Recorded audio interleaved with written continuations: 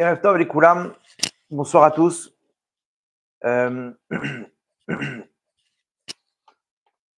Tu pouvais faire juste un retour sur le son, ceux qui sont en direct avec nous. Ok, donc le cours de ce soir, si vous le voulez bien, j'aimerais partager les mérites et, le dédier pour la réussite de Daniel Ben Rivka, Anaël Shoshana Solibat Sarah, Bedrat Hashem avec un bon Shalom Baït et Parnassa Beshefa et qu'Hachem leur envoie une maison à eux, Bedrat Hashem, cette année. J'aimerais aussi pour la réussite de Sonia Aaron Ben Sabrina Rachela, Yehuda Ben Levana et Batsheva Bat Dvora, Bezrat Hashem aussi pour une bonne alia, et pour un Zivug Agun de Eliaou Ben Estrella, Bezrat Hashem, ainsi que pour la refoua shlema de tous les blessés et la réussite Bezrat Hashem du Ham Israël dans les différentes opérations matérielles et spirituelles. Ok. Avant de commencer le cours, donc juste, je rappelle un petit peu l'annonce qu'on a fait, l'opération qu'on a lancée. Merci beaucoup pour le retour. Alors, donc, comme vous savez, donc, il y a quelques mois, on avait lancé une opération Teilim par rapport à ce que les gens ont prévu, en fait. On avait annoncé un peu ce qui devait se passer. Et donc, on avait pris une opération de Teilim où chacun pouvait prendre un livre de Teilim, s'inscrire, prendre un livre de Teilim. Et pour booster un peu les gens, on avait mis en place un tirage au sort. On rentre automatiquement dans un tirage au sort. Cette fois-ci, donc, on va faire trois places de 500 €, ok, donc, qui seront tirés au sort à la fin de l'opération Bedrat Hashem. Donc voilà, donc celui qui veut s'inscrire, donc on relance l'opération. Celui qui veut s'inscrire, c'est très simple. Vous prenez sur vous un livre de Teilim pour la réussite du Ham Israël, ok. Vous allez, pour vous inscrire au tirage au sort, vous allez sur le mail prix pour mon frère @gmail.com, prix PRIE pour mon frère @gmail.com. Vous dites là-bas, je prends sur moi un livre de Teilim. Un livre de Teilim, vous pouvez le faire à plusieurs, en famille, etc. Vous notez le nom là-bas et quand on tirera au sort, à ce moment-là, il y aura trois noms, trois tirés, chacun, Bezrat Hashem, il pourra bénéficier de la somme de 500 €. C'est pour booster, quoi. C'est sûr que le but, c'est pas de gagner de l'argent, mais pour booster contre le Yetzer Hara, pour donner des forces et de la motivation, en plus de ce qu'on a besoin pour nos soldats, pour le Ham Israël, dans ces temps difficiles. Ok, donc je compte sur vous, chacun. Il faut que chacun l'ait fait au moins une fois dans chaque famille, pour vous déjà, et ainsi que pour le Ham Israël. On ne peut pas savoir ce que ça a amené comme délivrance la dernière fois. On est arrivé à 600 livres de Teilim, Baruch Hashem. Donc, c'est le moment. Tout le monde lit des Teilim. Maintenant, on essaie de regrouper tout ça dans une seule et même opération. Et Bezrat Hashem, qu'on puisse faire descendre de la miséricorde sur le Ham Israël. Ok, alors le cours de ce soir, il est un peu spécial. Vous allez voir, on va essayer de comprendre ce qui se passe actuellement à travers les parachiotes de la semaine. Vous allez voir que tout est écrit dans la Torah. C'est incroyable que quand on lit l'actualité et qu'on arrive dans la paracha de la semaine, on voit que tout est imbriqué. Il suffit juste de se poser et d'analyser ça ensemble. Et vous allez voir qu'on peut avoir beaucoup de réponses à nos questions et comprendre aussi où est-ce qu'on va. Bon, les gens, ils sont dans l'inconnu de se dire, mais qu'est-ce qui va se passer? Est-ce que ça va bien se passer? On voit qu'on est un peu dans une impasse et pourtant tout est inscrit dans la Torah. Vous allez voir comment passé, présent, futur, on a juste à ouvrir la Torah qu'Hachem nous a transmis pour comprendre quel est le plan divin. Il y aura un petit peu de secret de la Torah, donc accrochez vos ceintures. Je vais essayer de placer des introductions pour qu'on puisse comprendre comme il faut. Donc voilà, si vous avez encore du mal, n'hésitez pas à remettre comment dire, le passage du cours, parce que c'est vraiment important. Vous allez voir, on va construire. J'espère que vous n'allez pas avoir mal à la tête de ce cours-là, c'est un peu poussé, mais si c'est le cas, accrochez vos ceintures et on est parti, Bezrat Hashem. Alors regardez comme c'est fort. Donc ce massacre a commencé le 7 octobre, le jour de Simchat Torah. Le jour de Simchat Torah, on commence la parasha de Bereshit. Parasha de Bereshit, le premier mot de la parasha Bereshit, le commentateur Rashi nous explique c'est quoi Bereshit. Ok, il nous dit pour deux réchit, pour deux prémices. Bereshit, c'est au commencement, mais ça a le même terme que prémisse.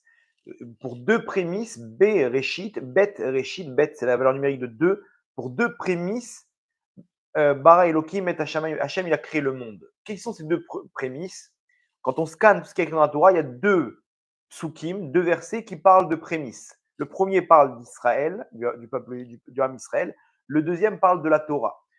Donc Rashi nous dit, la Torah a commencé par l'objectif même, Hachem nous transmet l'objectif même de cette Torah qui a été transmise au monde pour deux objectifs. Israël et, pardon, que le monde a été créé pour deux objectifs, Israël et la Torah. La Torah, c'est la lumière qui va éclairer le monde. Israël est l'intermédiaire entre Hachem et le monde et les peuples du monde. Donc, on a besoin de ces deux entités pour pouvoir donner un sens à ce monde. D'accord? Ça, c'est Bereshit. Rachid nous dit pourquoi on a besoin de commencer par l'objectif. La Torah, c'est un mode d'emploi, commence par des règles, par des leçons. Pourquoi tu me donnes tu me commences une histoire comme ça de comment, le pourquoi du comment? Laisse tomber ça, mets-moi ça dans un midrash, mets-moi ça dans des commentaires, dans le Talmud. La Torah, c'est un mode d'emploi. Le mode d'emploi, il y a le mec, il a acheté un téléphone, on lui met un mode d'emploi, on va pas lui dire, on va pas mettre là-bas, je sais pas, un message de Steve Jobs qui écrit pourquoi il a voulu créer l'iPhone et le machin. Laisse tomber ça, dis-moi comment ça marche. Et Rachid il répond, il dit parce que un jour vont venir les peuples du monde et vont nous dire vous nous avez volé notre terre. Et nous, on aura la preuve écrite que non, voilà, cette terre, c'est Hachem qui l'a créée et il décide de la donner à qui il veut. Et il l'a donnée à Israël. Cette terre appartient à Hachem et lui, il a décidé de nous la donner. On voit que tous les éléments, comment, des miracles sur miracles, comment le Ham Israël, à la fin des temps, il revient sur cette terre. Et c'est ce qui se passe le jour de Simchat Torah. La racine, la source de cette attaque, c'est donc le Hamas. Vous nous avez volé notre terre. Okay, donc eux, non seulement ils le prétendent, mais aussi ils le montrent par des actes, comme on a vu ce massacre le jour donc de Simchat Torah. On commence à Parashat Bereshit, qui commence par un vol qui vont nous comment dire, nous faire nous montrer combien on est des voleurs et qu'on a volé la terre d'Israël. Et c'est pour ça qu'on commence par la parashat Bereshit, par le mot Bereshit qui dedans inclut toute l'essence même de ce qui va se passer avec les peuples du monde. On avance dans les parachiotes, on arrive à Noach. Noach, tout le monde connaît le déluge qu'on appelle Maboul. L'opération du Hamas s'appelle Maboul el-Aqsa. Le déluge d'El-Aqsa, c'est là-bas où se trouve la mosquée, donc la mosquée d'El-Aqsa, qui veulent donc libérer Jérusalem. Ok. Et donc, Maboul el-Aqsa, c'est-à-dire juste après, donc une fois qu'ils revendiquent la terre, que bien entendu on leur a volé. Là-bas, c'est intéressant, mais dans les interrogatoires du Shin Bet, quand ils interrogeaient les terroristes, ils disaient, toi, c'était quoi ton plan? Ils disaient, moi, je suis venu purifier tel endroit. Et là-bas, il dit, c'est quoi purifier? Il lui dit, vider. En gros, tuer, quoi. Tuer tout le monde. Mais eux, ils appellent ça purifier. C'est-à-dire qu'aujourd'hui, les Juifs qui sont sur la terre d'Israël, pour eux, c'est quelque chose qu'il faut purifier. La terre, elle est impure parce qu'il y a des mécréants qui sont sur cette terre, qui sont des Juifs. Okay, et le but de l'islam, c'est de purifier la terre de ces mécréants.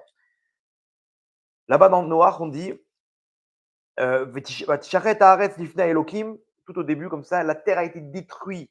Donc, détruite. Là-bas, on nous dit que c'est le vol et l'adultère, tout ce qui est semence en vin, les hommes avec les hommes, etc. Tout, même les animaux, ils ont été détruits. Parce que les animaux aussi, ils ont eu cette influence. Ils se mélangeaient entre espèces, etc. Donc, tout a été détruit. Pourquoi Vatisharet Aret. Aret Lifna Elohim. Comme il y a eu l'adultère, il y a eu toutes ces fautes. Regardez la suite du pasouk. Vatimale Aretz Hamas. La terre, donc Aretz, c'est la terre d'Israël. Elle s'est remplie donc du Hamas. On a vu là-bas ces vidéos. Hachem et Rachem, dans la rêve partie là-bas, des milliers de terroristes qui courent et qui mitraillent dans tous les sens nos frères. Mais là-bas, c'était une soirée où là-bas, lo alenu, c'est Lifna Elohim. Malheureusement, il y a eu des avérotes. C'est la goutte d'eau qui a, entre guillemets, fait déborder le vase. Tout ce qui se passe aujourd'hui, le manque de Gdusha, la terre d'Israël, qui code et avona, elle exige son paiement par rapport à toutes ces fautes. Et c'est ce qui s'est passé. Hachem, il nous parle à travers il nous donne le pourquoi du comment nous-mêmes, on a déclenché ce manque de protection. On va dire ça comme ça. On arrive à l'Echlecha. Le Midrash nous raconte l'événement qui a propulsé Avraham Avinu en haut de l'affiche. Avraham Avinu, c'est quelqu'un qui s'est battu contre les idoles jusqu'à que Nimrod qui était un peu le manig, le dirigeant de l'époque, le leader, il a amené Abraham en débat et il s'est fait massacrer. Abraham, il a amené KO. Chaque, il lui a dit, écoute bien, maintenant, c'est pas une question de, je vais pas te convaincre, je t'oblige à te prosterner devant la statue. Tu te prosternes pas, on te jette au feu. Donc là, dans le feu, c'est ce qui va à Ur-Kasdim. Abraham, il refuse et, bien entendu, on le prend, on le jette dans le feu. Et là-bas, Abraham Avinu, il fait le schéma Israël et Akash Baruch Hu, il le sauve. C'est exactement ce qu'on a vu. Ces centaines de héros qui ont sauté dans la bataille, des gens qui ont entendu que là-bas il y avait des terroristes, ni une ni deux, ils ont pris leurs armes, ils sont partis dans les villes, dans les kibbutzim, dans les moshav. Pourquoi? Pour se battre avec. Attends, mais ils sont 300 là-bas. J'ai mes frères qui sont là-bas. Et on a vu des actes héroïques où un mec, il pouvait tuer 20, 30 terroristes. 30 terroristes. Ils avaient peur de personne. Il y en a un certain Itamar, ok. Il était à Nahal Oz. Nahal Oz, c'est un des kibbutz qui a été attaqué. Lui et son unité, donc ils étaient 10. Ok, c'était des Yassam. Yassam, c'est l'unité commando de la police. Ils étaient là-bas en cas où. Et dès qu'ils ont vu ça, ils se sont équipés. Ils sont sortis. Il y en a un qui s'est fait. Il ne s'attendait pas à avoir des centaines de terroristes. Le capitaine, il a pris une balle, il est tombé. Les 9 autres, ils se sont repliés dans la maison et ils ont commencé à tirer. Les terroristes, ils ont vu qu'il y avait une équipe là-bas. Ils sont arrivés. Il y en a un qui s'appelle Itamar. Il est monté sur le côté. Lui, c'est un tireur d'élite. Il a tué 110 terroristes. Il s'est mis sur le côté. Tac, tac, une balle, une balle, une balle. Il a tué comme ça des héros. De Nathan Abergel qui a sauté sur la grenade. C'est tous des Avraham Avinu qui ont sauté dans le feu en criant Shema Israël. Là-bas, dans la rêve partie, il y avait une trentaine comme ça de jeunes qui sont. Donc il y a eu des sirènes d'alarme. Ils sont entrés dans une chambre forte. Il y avait des chambres fortes là-bas à quelques endroits au cas où s'il y avait une attaque de missiles. Ils sont rentrés, ils ont fermé la porte derrière eux. Il y avait des fenêtres dans la chambre forte. Là-bas, les terroristes, ils leur ont dit de sortir, ils ne sont pas sortis, ils ont jeté une grenade. La grenade, elle a explosé, elle a comment dire, non, avant qu'ils jettent la grenade. Là-bas, il y avait deux Bachourim, deux étudiants en yeshiva qui sont tombés du chemin et qui ont tout lâché. Ils se sont retrouvés là-bas. Ils savaient qu'ils allaient mourir. Ils ont pris la parole. L'un, il a pris la parole, il a dit Rabotai, mes chers frères, mes chères sœurs, on sait très bien pourquoi Hachem il fait tout ça. Dans quelques instants, on va se retrouver à côté d'Hachem. Qu'est-ce qu'on va dire à Hachem après toutes ces fautes qu'on a fait? On va mourir, on va se retrouver devant Hachem. Si jamais on ne fait pas de tchouva maintenant, on n'aura pas quoi répondre devant Hachem. C'est maintenant qu'il faut qu'on fasse tchouva sur toutes nos fautes. Il a commencé à faire le schéma Israël. Il dit répétez après moi. Il a fait schéma Israël. Et tous là-bas, les 30 personnes autour de lui, des gens qui ne savent même pas c'est qui Hachem, ils ont commencé à crier schéma Israël. Il a dit maintenant faites tchouva sur tout votre passé, toutes les fautes, le Shabbat, les fautes d'adultère, tout ça. Tout. On fait tchouva sur tout parce que dans quelques instants, on va mourir al Kiddush Hachem et on va se retrouver directement avec Hachem. Mais c'est maintenant, si on fait tchouva, on peut nettoyer notre neshama. Ils ont fait tchouva, ils ont pleuré, ils ont crié Hachem. Et là, les terroristes sont arrivés, ils ont jeté une grenade. Il y en a un, il regarde la grenade, boum, il saute. Il saute sur la grenade, il a sauvé les 29 autres. Il y avait une fenêtre, ils ont essayé d'ouvrir la fenêtre pour s'échapper. Ils ont compris qu'ils n'ont pas où aller. S'ils restent là, ils vont prendre des grenades. Deuxième grenade, il y a un deuxième qui saute sur la grenade. Troisième grenade, écoutez bien, le Hamas, ils ont envoyé 28 grenades. 28 morts chacun. à son tour, il a sauté sur la grenade pour sauver les autres. Il restait 2. Les 2 à la fin, ils ont réussi à sortir par la fenêtre et ils se sont échappés. Il y en a 2 qui ont été sauvés. Le Baroud et Shiva, lui aussi, il a sauté, il est mort avec eux. Et comment d'où ça sort ça? D'où ils sortent ces personnes qui ont cette étincelle comme ça, d'être prêts à mourir pour sauver leur prochain? Ça existe que dans le Ham Israël. Dans le Ham Israël, quand il est dos au mur, c'est sa Neshama qui prend le dessus. La Neshama, elle veut que donner. La Neshama, elle est prête à tout pour donner. Le corps, il veut prendre. C'est mon intérêt, c'est moi, c'est ma maison, c'est mon travail, c'est mon job, c'est ma voiture, c'est moi et moi et moi. La Neshama, c'est que Hachem. Et ces gens-là, ils ont sauté dans le combat, ils sont battus, ils sont une poignée d'hommes contre 300, 400 terroristes. C'est du jamais vu, du jamais vu. Donc ça, c'est comment dire, le, le midrash de Ur Kasdim. On continue Avram Avinu là-bas avec la guerre entre euh, les quatre rois face aux 5 rois. Là-bas, il capture Lot. Lot, c'est le neveu d'Abraham. Il le capture. Avram Avinu, il rentre en guerre. Opération Karkaït, opération terrestre. Avram, il rentre en guerre. Pourquoi? Pour libérer les otages. Et on voit, il libère Lot, tous ses biens, sa femme, ses enfants. Il libère tout le monde là-bas, Avram Avinu. On voit aussi les 4 rois contre les 5 rois. Guerre entre les grandes puissances de l'époque, comme il se passe aujourd'hui. Aujourd'hui, on est face à une guerre entre toutes les puissances mondiales. On m'a montré plus de 50 pays qui ont des navires de guerre en mer Méditerranée. Depuis le début de l'opération, une cinquantaine de pays ont leurs navires de guerre, sous-marins, porte-avions dans la région, que ce soit mer Méditerranée, mer Rouge. Il y a des sous-marins chinois, des sous-marins nucléaires chinois qui se trouvent là-bas en mer Méditerranée. Qu'est-ce qu'ils viennent faire là-bas? Et des navires de guerre iraniens, et ils sont en train de se chauffer. Ils sont en train de se chauffer. Parachat l'Ardecha. On continue. Am Israël, il fait tchouva. Il se ressaisit. Ardout. Abraham, il reçoit l'alliance avec Hachem. Brit Venabetarim. C'est ce qui se passe quand on est unis. Akadosh Baruch Hu, il nous donne son alliance. Il nous donne cette terre. Ça, c'est Parashat Lech Lecha. On continue et on arrive dans la Parashat Lech Lecha. Et ça, c'est le point on va développer ce soir. On nous ramène juste après l'alliance que Hachem nous dit, je vous donne cette terre. Là-bas, on nous raconte qu'il y a 10 peuples sur la terre. 10 peuples, ok. Je vous cite le verset, ce qu'il dit. Voilà. Donc, dans le Pérec, dans le chapitre 15, Tet Zain, verset Yutet, 19. Donc Hachem, il nous dit, Bayom Haou, donc juste avant, Bayom Haou, ce jour-là, Karat Hachem, il a fait une alliance. Et Avram,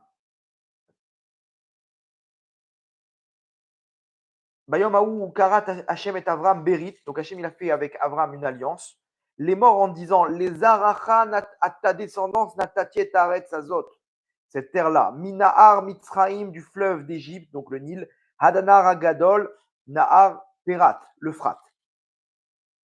Et là, on a la liste des 10 peuples qui vont être donc sous domination juive, que là pour l'instant c'est eux qui occupent le pays de Canaan, mais ces 10 peuples-là, Hachem il va nous les donner. Et à Kéni, Vet à Kénizi, Vet à Kadmoni, 3, mettez-les de côté ces 3-là, on va essayer de développer après de qui il s'agit. Vet à Chiti, Vet à Périzi, Vet à Rephaïm, Vet à Emori, Vet à Kenaani, Vet à Girgashi, Vet à Yevoussi, 10. En fait, Girgashi, ils sont partis quand Yeshua est arrivé, et ils ont pris la terre du Maroc, ils sont partis en Afrique, et donc ils ont reçu une terre comme la terre d'Israël. On avait développé ça dans des anciens cours. Alors, à la conquête, regardez ce que nous dit Rashi, dans le Passouk donc, 19. Et à Kéni, il nous dit Rashi, Esser Umot Yeshkan. Il y a 10 peuples. 10 peuples, accrochez-vous bien, c'est un peu, on va construire avec ça, mais vous allez voir comment ça rejoint ce qui se passe actuellement. Donc, il y a une liste de 10 peuples. Maintenant, Velo Natan Lahem et la Shiv Agoim. Pourtant, Hachem, lors de la conquête du pays par Yoshua, il leur a donné que 7 peuples. 7 peuples. Ve'ashlosha, donc Edom, Moab, Ve'amon, donc selon le Midrash Bereshit Rabbah, Ve'em Keni, Kenizi, Kadmoni, ces trois-là, Atidim Liot Yerusha, ils vont être à la fin des temps héritage, les Atid. Chez Neymar, Edom, Moab, Mishloach, Yadam, ou Bnei Amon, Mishma, Atam. Donc, comme il dit le Passouk, donc à la fin des temps, on va arriver à ce que ces trois peuples qu'on n'a pas encore, qui ne sont pas encore sous domination, c'est-à-dire il y a trois peuples qui sont sur la terre d'Israël, que ce sera que à la fin des temps qu'on aura complété toute la terre d'Israël. Pour l'instant, la terre qu'Hachem nous a promis, on n'a que 7 sur 10. OK? Nous, on nous parle de Moab, de Édom, etc.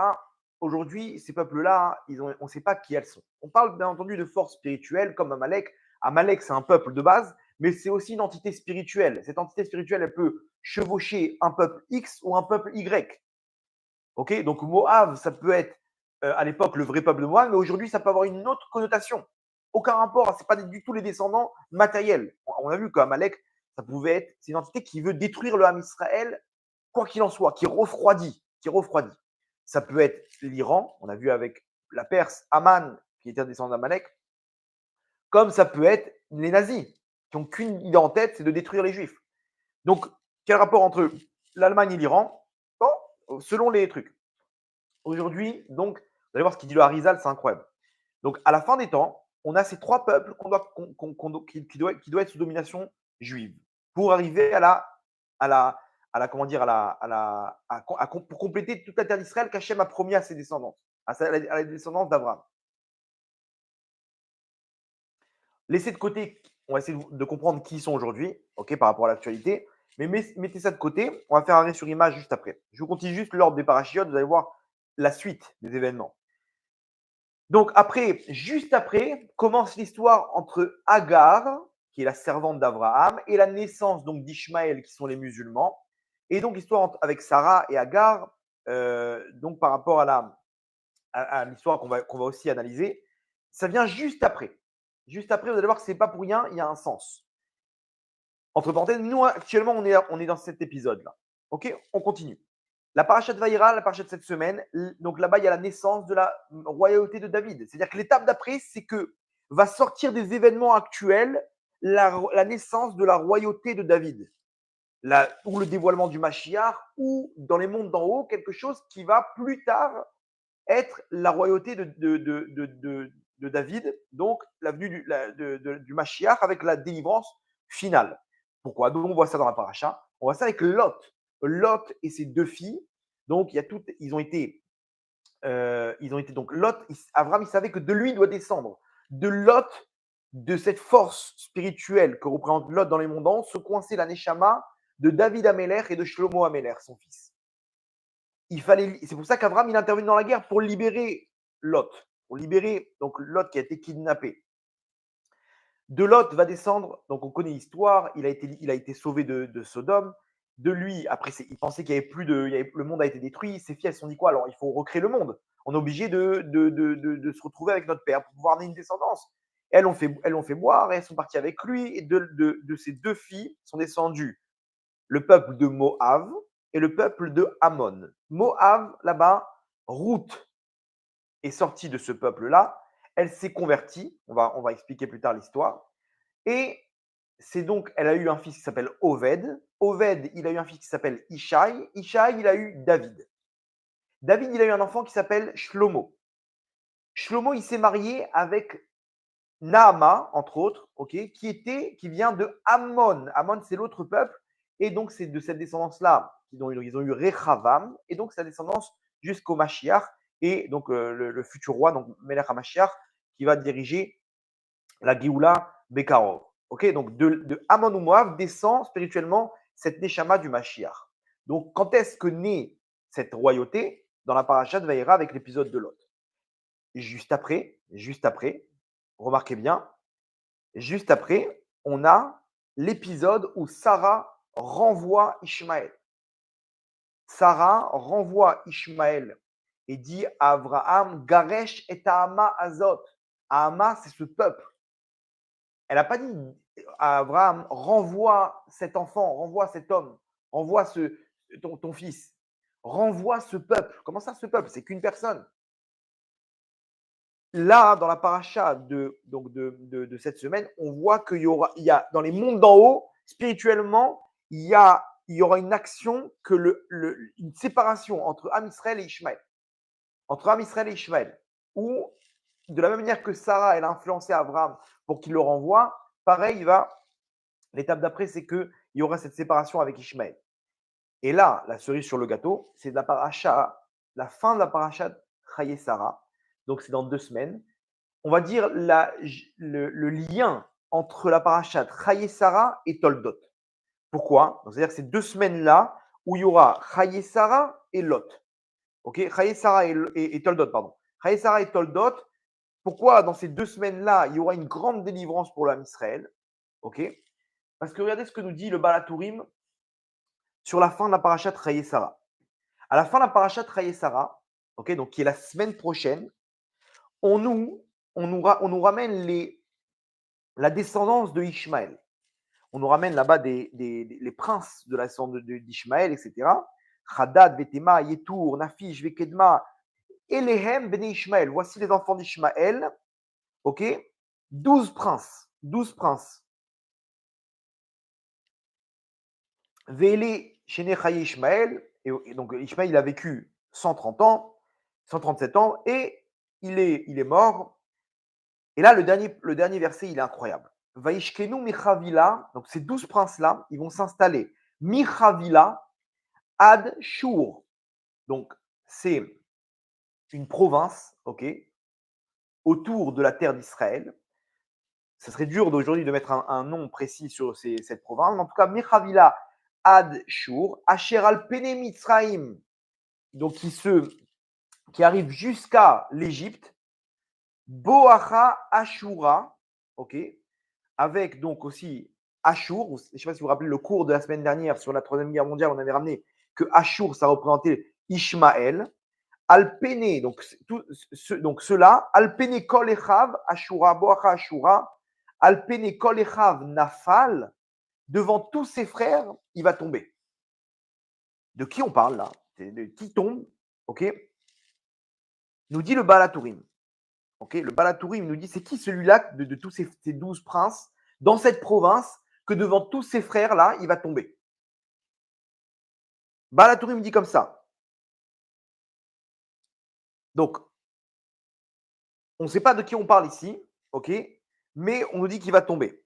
Il nous dit Balatourim va samirle, et juste après, on juxtapose un autre épisode donc qui est le passouk, le verset Ve'ele Toldot Yitzhak. Voici la descendance d'Yitzhak.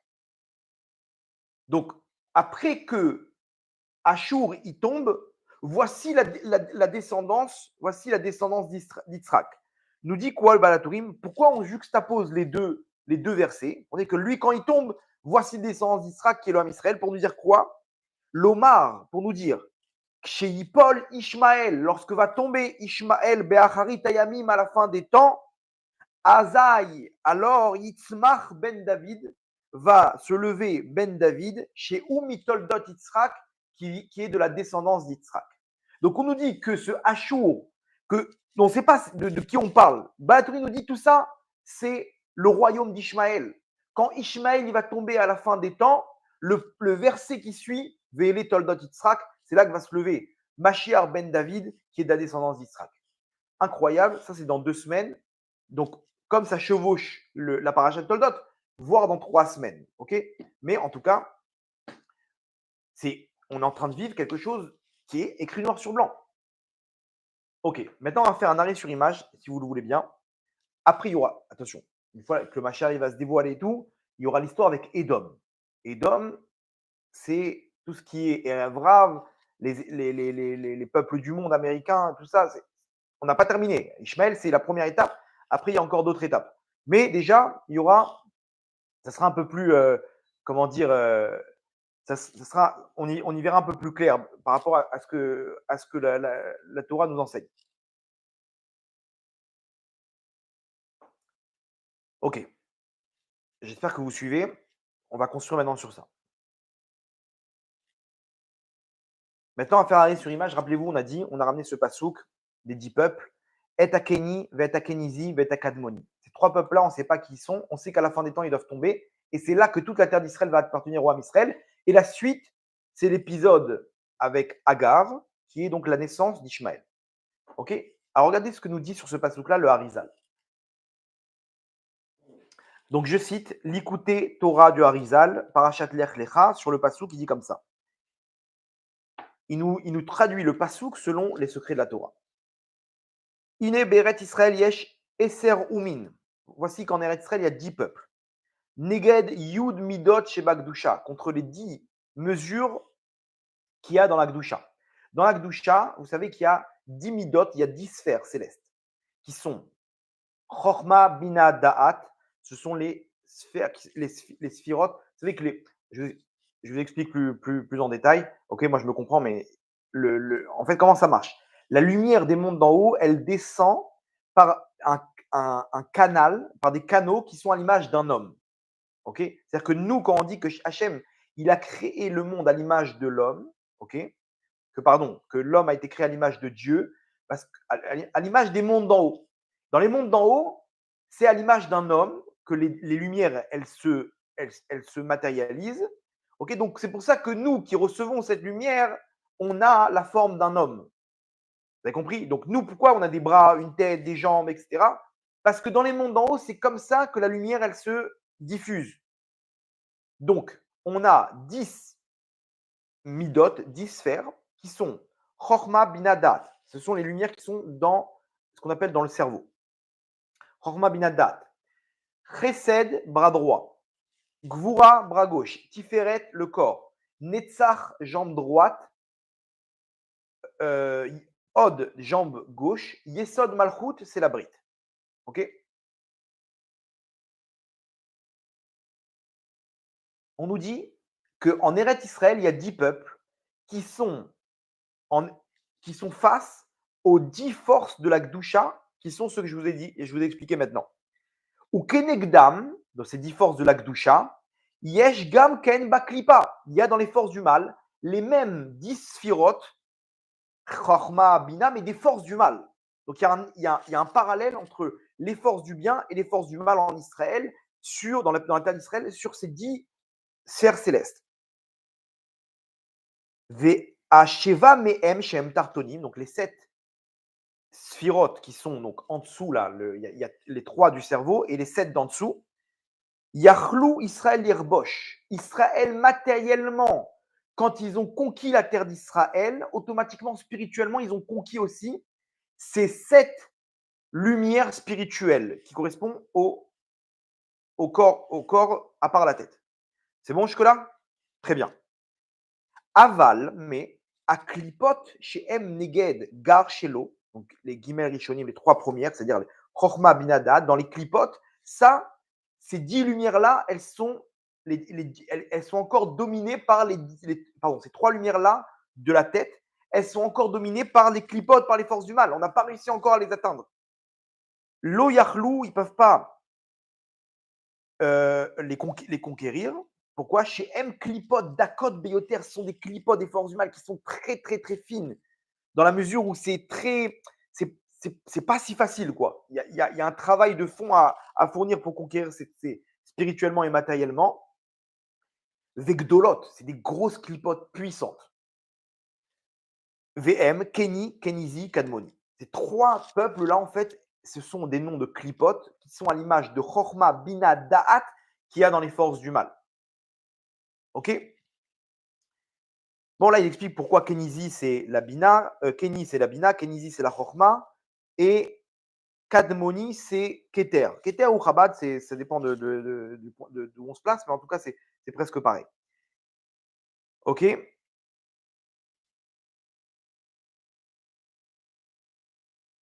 Bon, il explique un truc là maintenant, je ne vais pas rentrer dans ça, mais en tout cas, on récapitule. Donc, il y a en Eretz Israël, pour que la terre, elle appartienne au peuple d'Israël, il y a un travail matériel et spirituel à fournir, ok, pour que ces 10 peuples qui se trouvent, qui sont en fait la matérialisation de 10 puissances spirituelles. Ok, pour atteindre la terre d'Israël, il faut qu'il y ait une conquête matérielle et spirituelle de ces 10 peuples, donc de ces 10 lumières. Il y en a 7 qui ont déjà été conquis à l'époque de Yehoshua. Il reste ces 3-là. Ces 3-là, on nous dit que c'est qu'à la fin des temps qu'on pourra les conquérir parce que comment dire, les, que la force de la Gdusha, elle arrive à servir ces 3 lumières. Pourquoi? Parce qu'elles sont trop fortes. Donc aujourd'hui, à la fin des temps, on devrait essayer de comprendre. Donc, on nous dit à la fin des temps, il y aura 3 entités, 3 peut-être peuples qui seront en Israël, qui vont être l'objet d'une conquête, d'un combat, ok, matériel et spirituel dans les mondes d'en haut. Aujourd'hui, qu'on arrive à la fin, on peut peut-être mettre le doigt sur qui sont ces Kéni, Kénizi et Kadmoni. Et vous allez voir que c'est incroyable, parce que ça représente exactement ça. Donc, ils représentent, comme je vous l'ai dit, Chabad. Chabad, c'est Chochma, Bina, Da'at, qui sont les lumières qui sont dans le cerveau, celles qui sont cachées. Le bras, on le voit. Ouais. La pensée, on ne la voit pas. Elle est cachée. Ce peuple-là qui fait du mal à Israël, il doit être en Israël. Et ce peuple-là, il doit avoir une connotation aussi de caché. Aujourd'hui, quand on voit la guerre, on voit que Israël, il se bat avec une armée de fantômes. Le Hamas, il vit dans une ville souterraine. C'est-à-dire que ce peuple-là, qui est, a priori, à la fin des temps, on devrait avoir un peuple, on ne peut pas parler ni de l'Égypte, ni du Liban, qui sont en dehors d'Israël, ni de la Jordanie, ni du Yémen, ni de l'Iran. Ça peut être que quelque chose qui matériellement représente ces 3 forces spirituelles, okay, qui sont à l'image de la pensée, qui se matérialisent en bas. Aujourd'hui, on y est, on est à la fin des temps, on voit cette confrontation qui se passe. Donc, on peut conclure qu'il s'agit apparemment de ces 3 clipotes, qui sont peut-être Hamas, djihad islamique, je ne sais pas, mais en tout cas, bizarrement, il devrait avoir la même connotation que cette force spirituelle. C'est ça qui est fort, c'est quand on analyse comment ça marche dans la Kabbalah, on peut comprendre comment ça marche comment ça se matérialise. Ces forces-là, c'est les forces qui représentent la pensée. La pensée, elle ne se voit pas, elle est cachée. Donc, il devrait avoir une connotation de se cacher, ces peuples. Et effectivement, ils vivent sous terre. Gaza, c'est une ville souterraine. Il y a des autoroutes, il y a des hôpitaux, il y a tout ce qu'il faut en bas. Comment dire, ils entreposent leurs missiles. C'est ça la difficulté de cette guerre, c'est qu'ils se battent avec des fantômes. Ils se battent avec des fantômes, ils arrivent, le mec il sort de nulle part, il tire, il redescend, il arrive de l'autre côté, il arrive derrière eux, ils sont cachés, ils sont tous cachés. Oh, ça doit nous rappeler cette force spirituelle qui est cachée, qui s'appelle Chorma Binadat. Ok, donc déjà, premier élément. Deuxième élément, quand ils ont attaqué là-bas, ils ont pris un malin plaisir à couper des têtes. Couper des têtes, lo allez-nous, pourquoi tu fais ça? Tu perds du temps, premièrement, tu perds du temps, en plus, c'est quoi cette barbarie? Qu'est-ce qu'il y a là-bas dans le fait de couper des têtes? Alors peut-être, je sais pas, il y a dans des trucs selon le Coran ou un truc. En tout cas, pourquoi? Quel est le but je sais pas, tu veux tuer. Pourquoi tu veux tuer dans la qualité? Tu perds du temps maintenant. Mets une balle dans la tête, passe au prochain. Non, il faut lui couper la tête. Ça me fait hyper mal de parler ça un peu crûment comme ça, mais qu'est-ce qui se passe qu'est-ce qu'on devrait apprendre de ça? La tête, ça représente ces 3 lumières. Ils veulent nous montrer par là que le Ham Israël, il est encore déconnecté de ces 3 lumières-là dans les forces du bien, parce qu'elles sont pour l'instant dans les forces du mal. Donc le corps, les 7 d'en bas et les 3 d'en haut, ils sont déconnectés. Vous comprenez le message qu'on doit déduire de ça?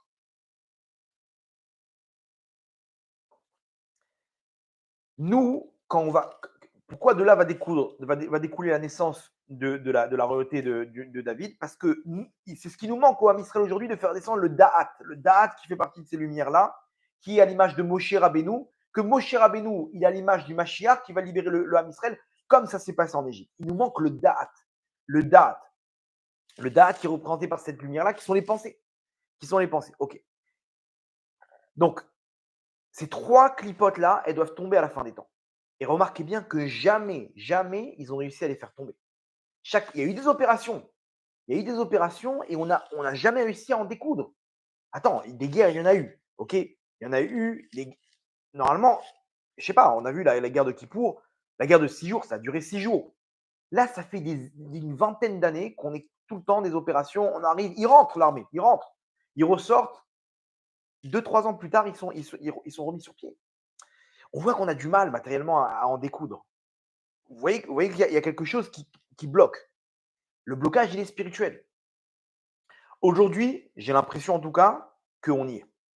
Il fallait qu'il y ait un élément, un traumatisme comme ce massacre qu'il y a eu pour que le Ham Israël, il se réveille et qu'il y ait une autorisation de l'armée et du peuple pour qu'on aille jusqu'au bout. Et là, ils sont prêts à aller jusqu'au bout et donc de faire tomber matériellement ces clipotes. Et vous allez voir que nous, spirituellement, on va voir comment on peut aider. OK? Et c'est pour ça que tous les peuples du monde, ils se réveillent. Inconsciemment, ils ne sont pas contents qu'on tape le Hamas. Dans le dernier cours, je vais expliquer par rapport à la haine du Ham Israël, etc. Mais au niveau kabbalistique, ils savent que ces 3 peuples, s'ils tombent entre les mains du Ham Israël, alors spirituellement, ça représente que Ham Israël, ils ont récupéré toute la lumière d'Eret Israël, ce qui fait que tout le Ham Israël, il peut revenir dans son pays, et c'est la Géoula. Si c'est la Géoula, eh ben les peuples du monde, ceux qui sont en tout cas contre Israël, ils sont mal barrés. Okay, on ne parle pas des gens qui sont bons dans les peuples du monde, on ne parle pas de ça. On parle des gens qui. C'est ce qu'on appelle la guerre de Gog ou Magog, etc., tout ce qui est écrit dans les prophéties. Donc inconsciemment, ils sont en train de trembler de peur. Et ils sont là en train de crier un cessez-le-feu. Mais comment tu parles d'un cessez-le-feu? Comment même Biden, il est venu, oui, il faut 2 États et machin. 2 États, vous comprenez que c'est une catastrophe. Pourquoi? Parce que tu vas donner une force maintenant à ces 3 clipotes. Ces 3 clipotes-là, elles doivent tomber. C'est pour ça que c'est une catastrophe ce qui s'est passé avec le Gouche Katif. Parce qu'il y avait une force spirituelle là-bas. Quand ils sont partis du Gouche Katif, c'est une catastrophe. Spirituellement parlant, je parle. En tout cas, là, j'ai l'impression en tout cas bien entendu, ils vont mettre des bâtons dans les roues, les peuples du monde. On voit ce qui se passe. C'est normal.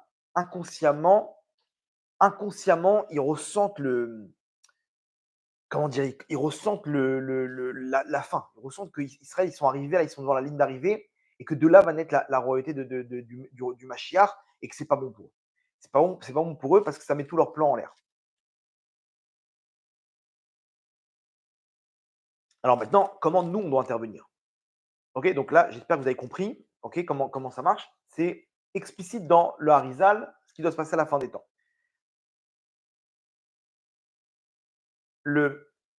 La question de savoir comment nous, on doit comment dire? Comment nous, on doit apprendre spirituellement, comment on doit combattre, nous, cette force.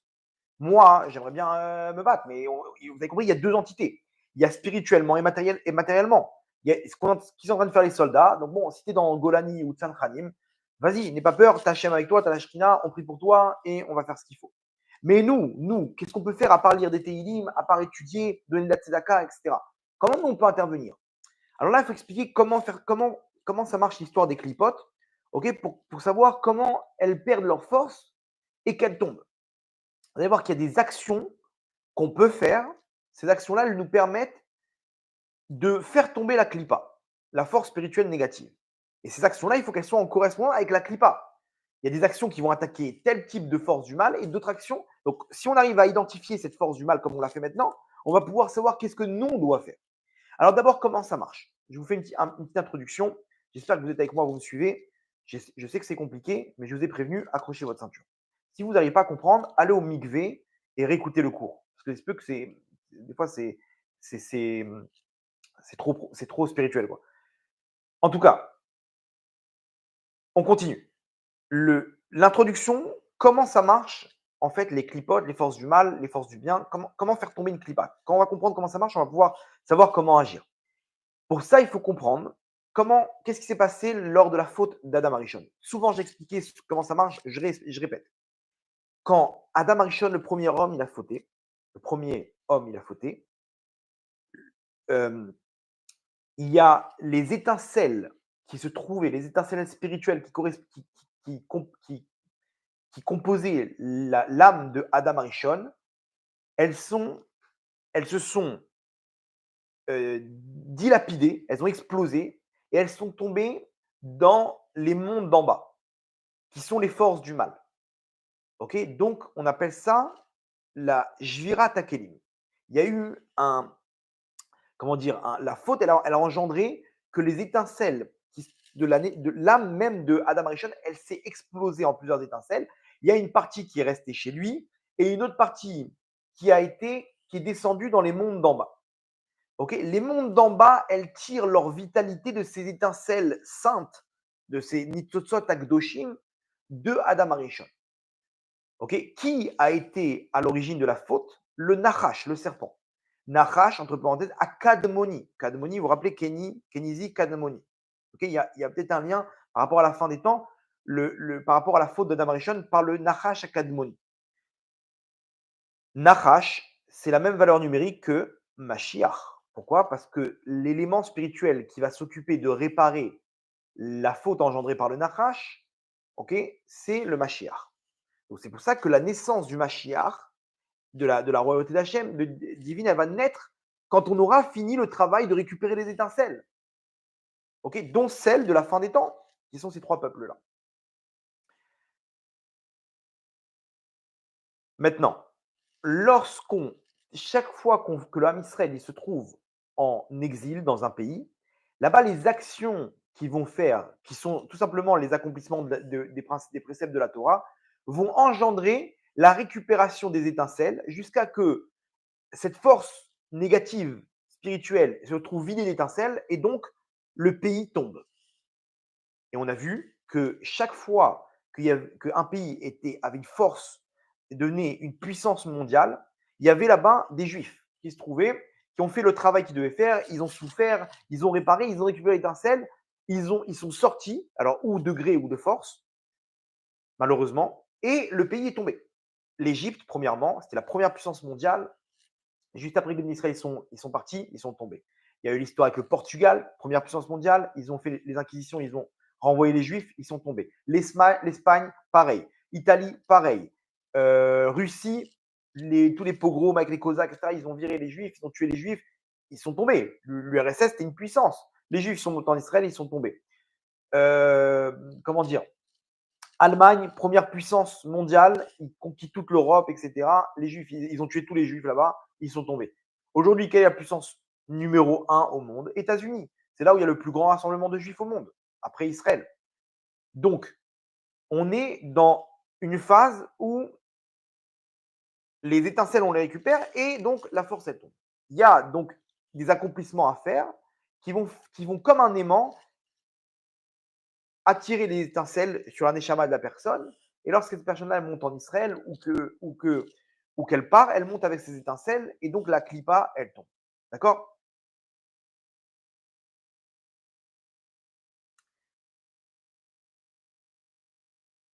Ceux qui veulent voir ça, je ne vais pas trop alourdir le cours, mais ceux qui veulent voir ça en détail, Rabbi Chaim Vital, il ramène sur le Likuté Torah là-bas de Iov. Ok, il ramène comment ça marche. Ok, la Neshama de Avram Avinu, elle est sortie là-bas. Les forces du mal, ils ne veulent pas sortir ces étincelles-là. Ces étincelles-là, ils les mettent en jeu dans ce monde-là, comme la Neshama d'Avram Avinu, de David Ameler, de Shlomo Ameler. Et il y a toute une série de choses bizarres qui vont faire sortir les étincelles de la Klippa, comme l'histoire avec Lot et ses filles, Yehuda et Tamar, etc. Bref. Donc, vous avez compris comment on récupère les étincelles et à ce moment-là, la Klippa, elle tombe. Très bien. Maintenant, la question, c'est dans notre cas, à nous, par rapport à ces trois clipotes, comment faire tomber les étincelles? Comment récupérer l'étincelle pour faire tomber la clipa? Et là, remarquez bien comment ça se passe. Lorsqu'ils ont fait ce massacre, ils ont l'objectif principal, surtout, c'était de revenir avec des kidnappés. Les kidnappés, ils les ont amenés à Gaza. Remarquez bien, c'est exactement la représentation matérielle de ce que je viens d'expliquer.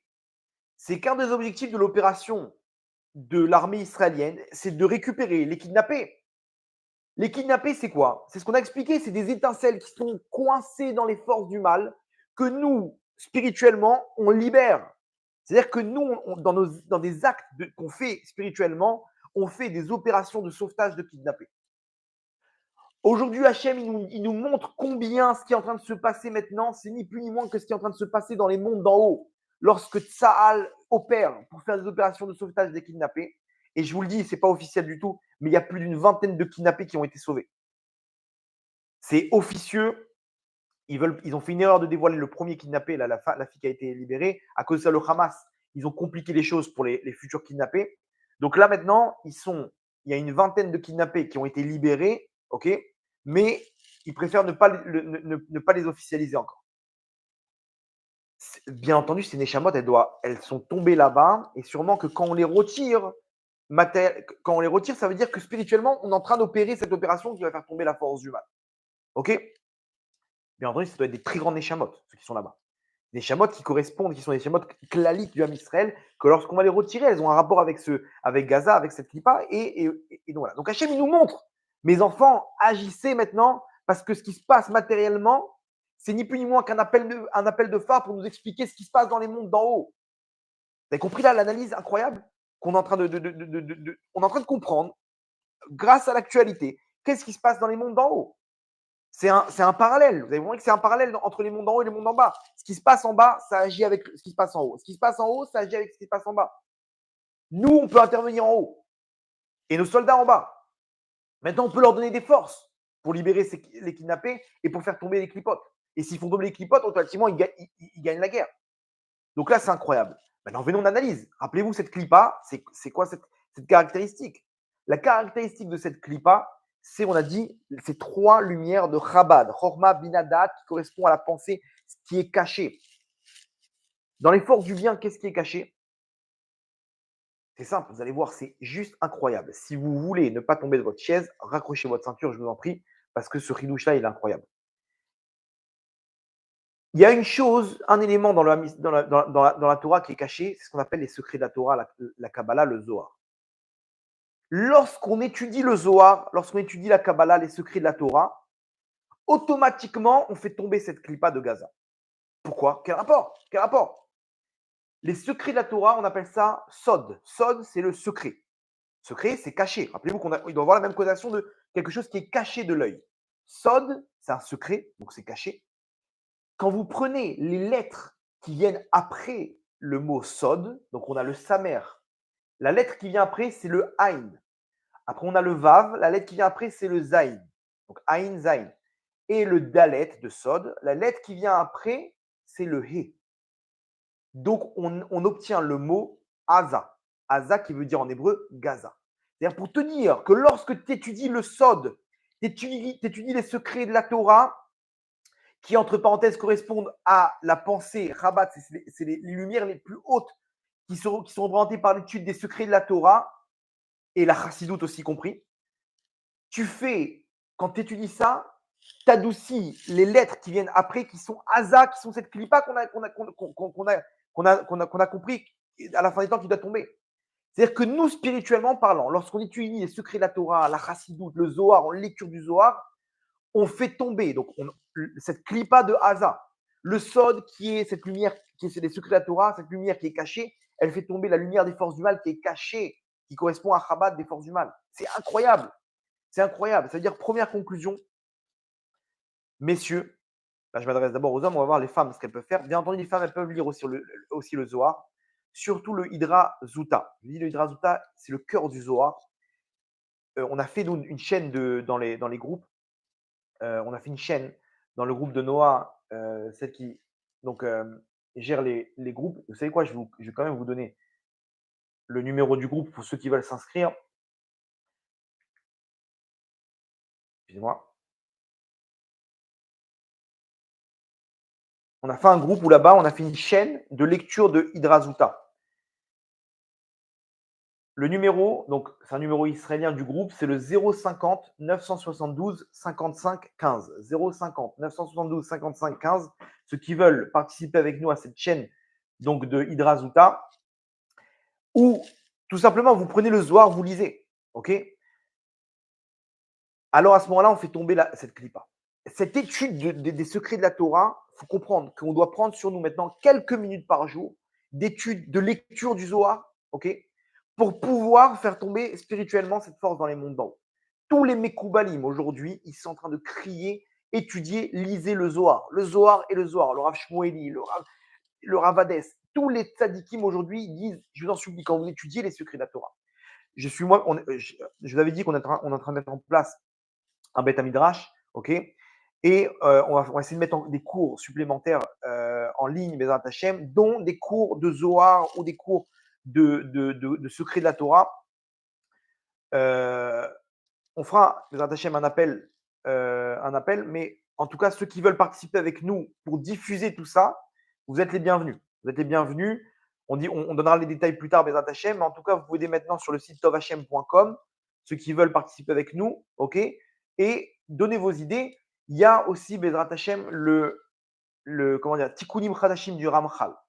Le Ramchal, donc c'est pour ça que Rabbi Shimon Bar Yochai dit que celui qui étudie son livre, grâce à ce livre, on va sortir de la galoute Berachamim, de l'exil Berachamim. Aujourd'hui, vous comprenez pourquoi? Pourquoi? Parce que les secrets de la Torah, ils font descendre la dernière clipa qui nous amène la naissance de la royauté divine. Le Ramchal, lui, il a mis en place ce qu'on appelle les Tikkunim Chadashim. C'est un Zohar du Ramchal que lui, le Ramchal, il dit, le Zohar, il sort de la galoute Berachamim. Les Tikkunim Chadashim du Ramchal, ils font rentrer l'âme Israël en Géoula Berachamim. C'est-à-dire qu'on a besoin des deux. On a besoin des deux. J'ai mon ami, le Rav Kaufman, le Rav Yirmiyahu Kaufman, qui a mis en place des cours, qui a mis en place des groupes de Tikkunim Chadashim. Peut-être, Bezrat Hashem, j'essaie de mettre en place des cours dessus, Blineder.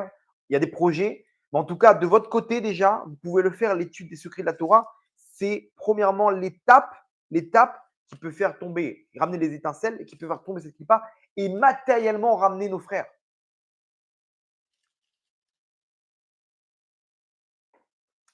On appelle ça aussi le date, les secrets de la Torah. Aujourd'hui, vous comprenez pourquoi? Parce qu'on a besoin de ramener ces Chabad-là dans les forces du bien.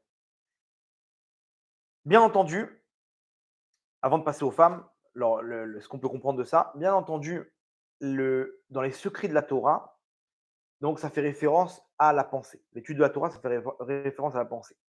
Pour étudier les secrets de la Torah, il faut être kadosh. Ok? Kadosh, ça veut dire que il faut arriver, quelqu'un qui arrive à avoir le da'at, c'est quelqu'un qui arrive à avoir une shmirat abrit parfaite. C'est-à-dire que Hachem, il nous parle aussi en nous disant à travers ça indirectement de faire attention à sa brite, faire attention à tout ce qui est Gdusha. La Gdusha, elle nous donne une appartenance à la terre d'Israël et elle fait tomber les clipotes. Quelqu'un qui est Kadosh, automatiquement, il arrive à comprendre les secrets de la Torah. C'est ça que je dis juste avant, ceux qui ne comprennent pas, qui ont du mal, allez au milieu, vous allez voir, c'est complètement différent. Quelqu'un qui comprend comment ça marche les secrets de la Torah, forcément, c'est quelqu'un qui a une shmirat abrit parfaite et qui donc il arrive à se connecter avec les secrets de la Torah. Donc, même si on n'arrive pas à étudier, de faire attention à tout ce qui est adultère, semence en vain, faire attention à ses yeux. Parce que comment ça commence tout ça? C'est les yeux qui regardent, la pensée qui crée l'envie et l'homme qui tombe. Et l'homme qui tombe.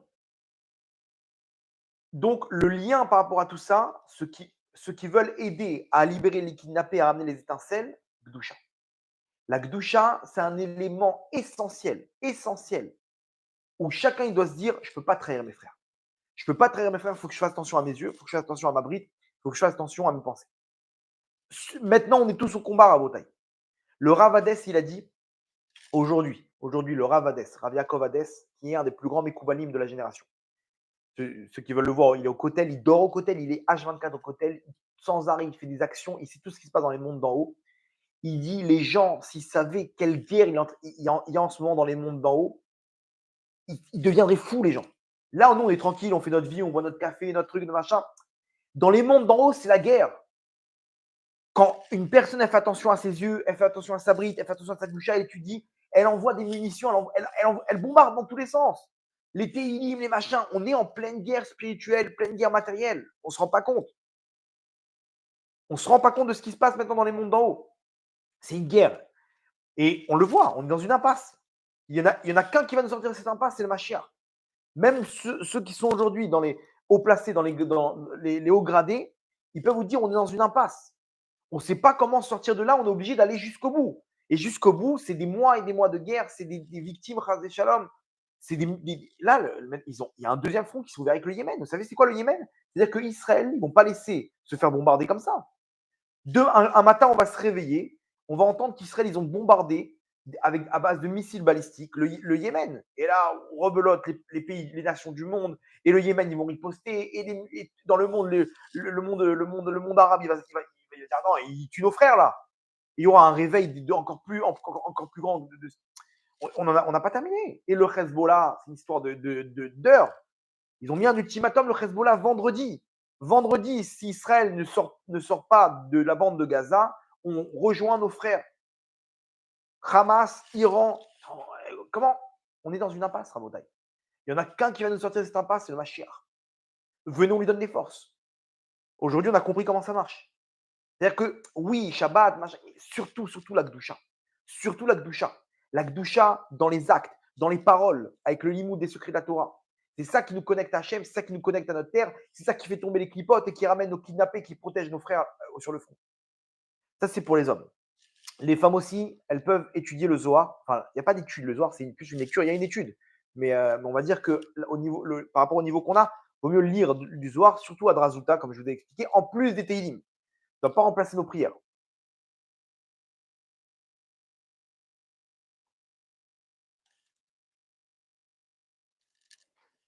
Il ne reste pas beaucoup de temps, mais on va essayer de placer le reste du cours. Pour les femmes, rappelez-vous de la connotation de cette clipa, c'est des forces qui sont cachées. C'est-à-dire qu'il doit y avoir un rapport avec ce qui est caché. D'abord, premièrement, ces forces-là, elles sont dans la tête. Une femme, elle-même, qu'est-ce qu'elle cache dans ce qui se trouve sur sa tête? Ses cheveux. C'est-à-dire que la force d'une femme, c'est quoi? C'est sa tsniout. La tsniout, c'est exactement l'élément qui vient cacher la pudeur d'une femme. Une femme, aujourd'hui, elle a la possibilité ou de dévoiler quelque chose qui est caché, comme elles font dans leurs photos sur les réseaux sociaux, etc. Ou, par rapport à cette pudeur qu'Hachem nous demande, qui est la tsniout, de cacher ce qui est prévu pour elle et son mari. C'est ce qu'on appelle la tsniout. La tsniout, ce n'est pas forcément que dans les habits, c'est aussi dans le comportement, la façon de parler, la façon de se comporter. Et même si c'est caché matériellement, aujourd'hui, on est dans une situation où c'est tellement moulant qu'on comprend très bien ce qu'il y a derrière. Donc, ça ne reste plus caché. Une femme aujourd'hui, quand elle prend sur elle, c'est pour ça que je reviens souvent sur ça, sur la tsniout, parce que c'est ce qu'Hachem nous demande maintenant. Ce qu'Hachem nous demande. Quand une femme, elle prend sur elle, même ne serait-ce qu'un jour par semaine, de se couvrir la tête, elle est en train d'agir droit dans le but là-bas de cette force du mal. Elle ramène des étincelles, elle fait tomber cette force du mal, spirituellement parlant. Il y a une fille à Ashdod, on m'a raconté aujourd'hui, qui a perdu sa sœur. Sa sœur, elle a perdu qui était là-bas dans la soirée, dans la rêve partie. Et sa sœur, elle est à Shalom qui est partie, cette sadéquette, donc cette fille à Ashdod, sa sœur, elle a fait une vidéo. Elle a fait une vidéo où là-bas, elle supplie les femmes d'Israël de faire attention à leur tsniout et de dire que ce qui s'est passé là-bas, qu'ils ont souillé nos sœurs, qu'ils ont souillé les notes d'Israël. Hachem Yerachem, ce qui s'est passé là-bas. Mais pourquoi ils ont fait ça? Pourquoi ils ont fait ça? Parce qu'ils ont attaqué la tsniout que nous-mêmes, on a laissé tomber. Et là-bas, nous-mêmes, on est en maillot de bain. En maillot de bain, en parlant des notes d'Israël, dans des photos sur Facebook et sur Instagram, etc. Et que tout le monde peut, entre guillemets, fauter de ces photos-là. Donc, on n'a pas à s'étonner de ce qui nous arrive. Et elle fait des cours sur la tsniout, vraiment, Hachem, qu'Hachem lui donne les forces. Et on est avec elle spirituellement et matériellement par rapport à l'épreuve, et surtout par rapport à cette action au niveau de la tsniout. Mais elle-même qui a perdu sa sœur, elle a compris. Elle dit, mais il faut se réveiller. Il faut se réveiller. Elle ne sait pas qu'elle est en train de, ni plus ni moins, que d'attaquer cette clipa, d'amener la Géoula. Pourquoi? Parce qu'elle pousse les femmes à découper leurs vêtements qui ne sont pas de sanoa, à avancer dans la tsniout, à se couvrir la tête. Il y a des filles aujourd'hui, ma femme m'a raconté, qu'ils ont découpé des habits qui n'étaient pas de sa noix, des jeans et des machins, des trucs, et elles ont fait avec ça des sous roches, des foulards pour se couvrir la tête. Elles ont pris ce qu'il y avait dans les forces du mal, elles l'ont amené dans la doucha. C'est incroyable. Elles ont pris sur elles jusqu'à la fin de l'opération. Pas une ou deux, des dizaines et des dizaines. Elles ont compris inconsciemment qu'est-ce qu'elles sont, comment il faut agir actuellement. Donc là, comme on a dit, donc, on attaque ce qui est caché. Donc par intermédiaire de la mitzvah qui va me permettre de cacher ce qui est interdit, j'agis sur cette clipa et on fait tomber les étincelles. Donc pareil, vous avez remarqué le point commun avec les hommes, la Gdusha. La Gdusha, la sainteté du Ham Israël, qui amène donc l'appartenance à la terre d'Israël.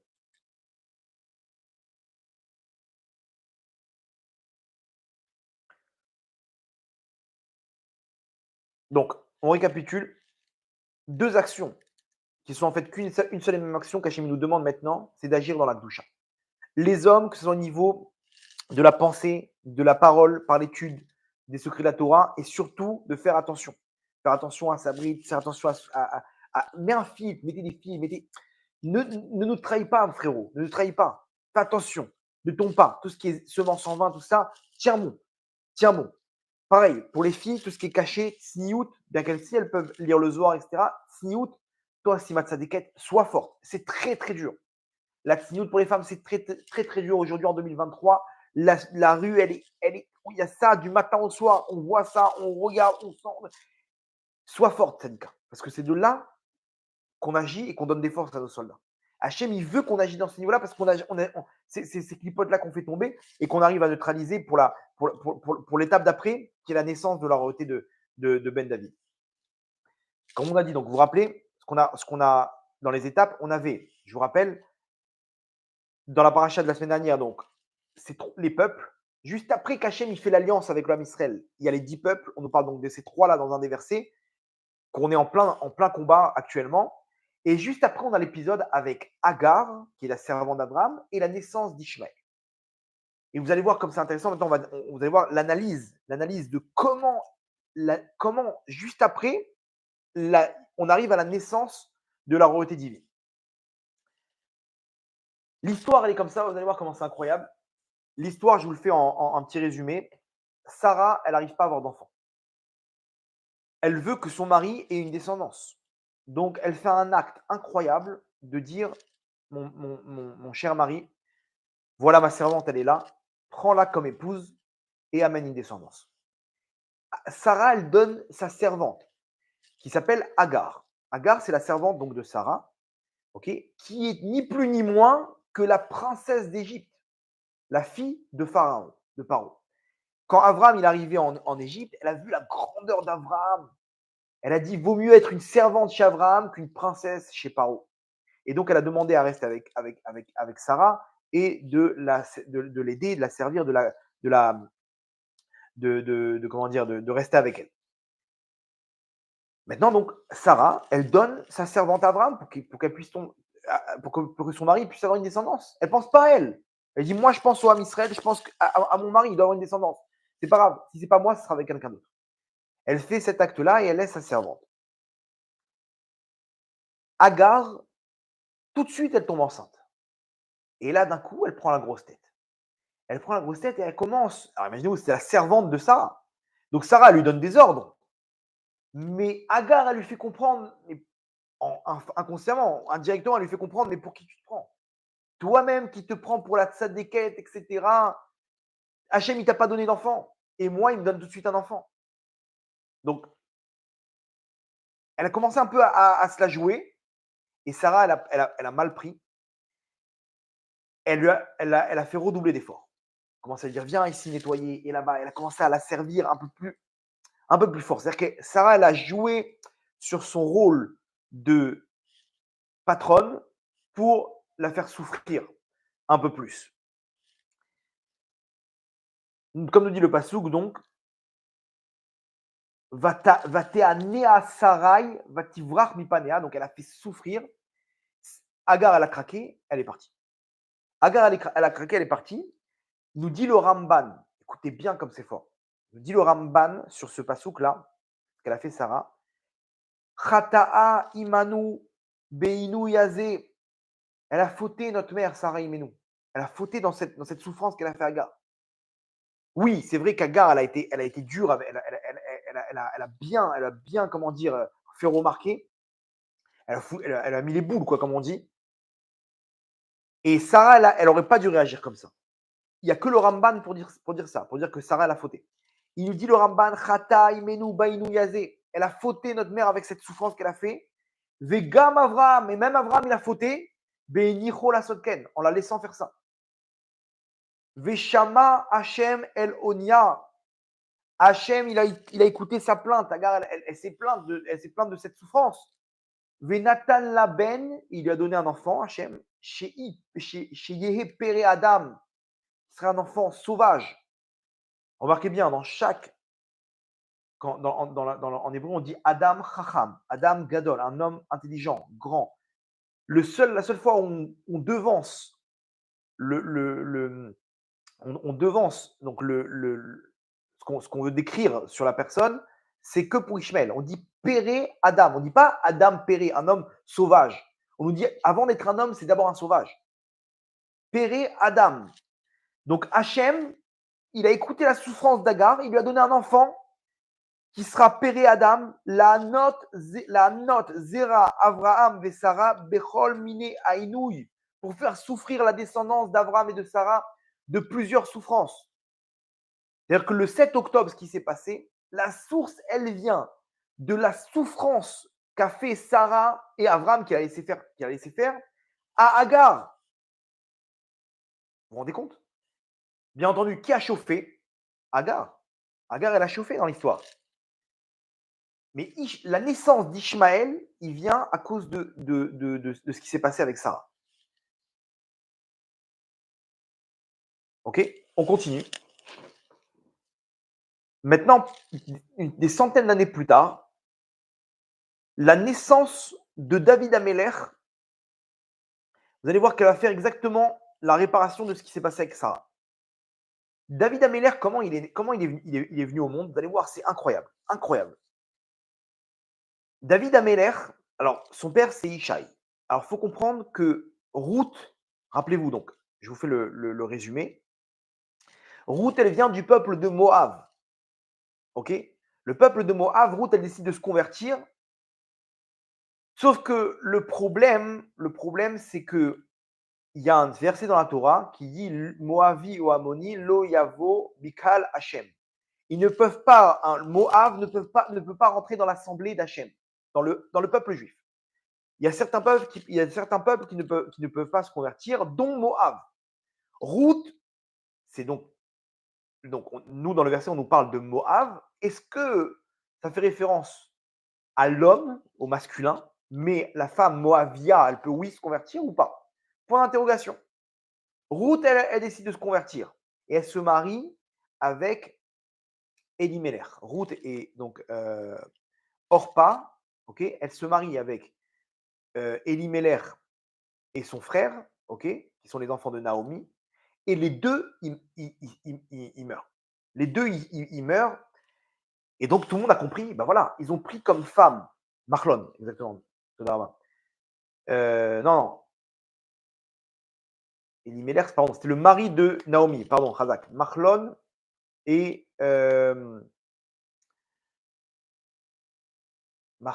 Elimelech, c'était le mari de Naomi, il a eu deux enfants, Marlon et Kilion. Ok, les deux enfants, ils sont morts. Ils sont mariés avec Ruth et Orpa, et les deux, ils sont morts. Donc tout le monde a dit, ok, on a compris que même les Moabiotes, Hachem, il les a punis. Pourquoi? Parce que même les Moabiotes, c'est interdit selon la Torah de se marier avec elles, de les convertir. Sauf que Boaz, lui, il pensait différemment. Il dit non, ils sont morts parce qu'ils ont quitté la terre d'Israël. Ruth, donc maintenant, elle doit amener une descendance à son mari, ce qui s'appelle le hiboum. Elle va voir Boaz.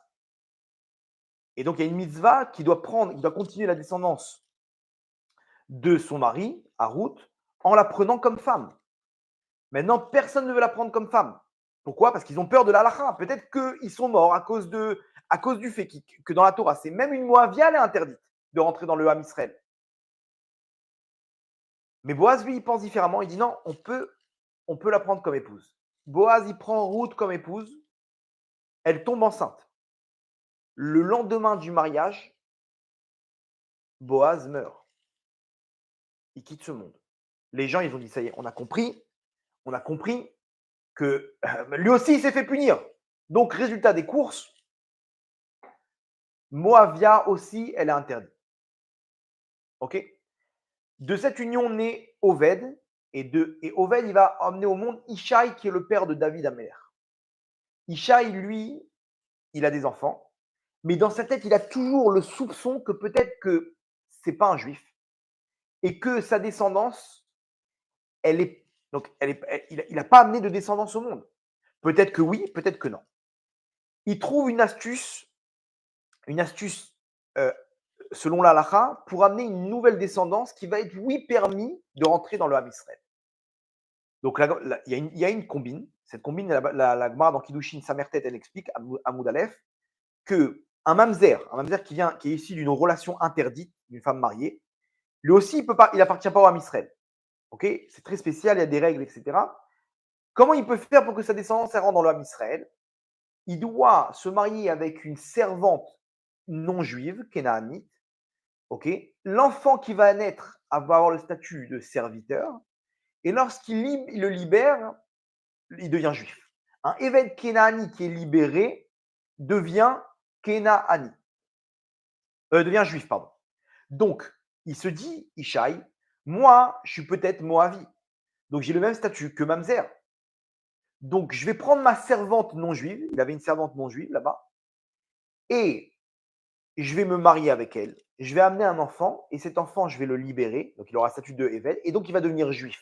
Et donc, comme ça, j'aurai, selon tous les avis de la halakha, une descendance juive qui sera dans le Ham Israël.